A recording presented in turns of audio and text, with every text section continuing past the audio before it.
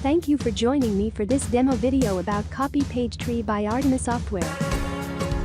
Go to the top right of the screen to the Tools menu drop-down and select Copy Page Tree. This will bring you to the macro display page. Here you can set your destination page. It must already exist. This can be a parent, child, or grandchild page.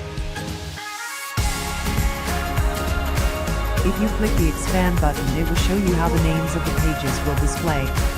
Your pages must be unique, so you can add a prefix or a suffix. The macro autofills as copy. You can also replace a word at this time as well.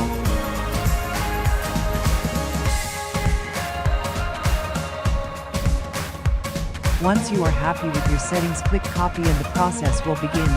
You will then see a status bar with the copying process. Then a confirmation page will show when the copying process is completed.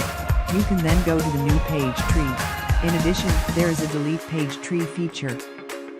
There are admin settings that can regulate this destructive action.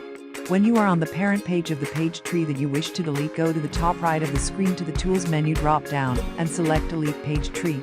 You will receive a confirmation page. Click Delete and proceed. The pages are deleted. Thank you for watching this demo.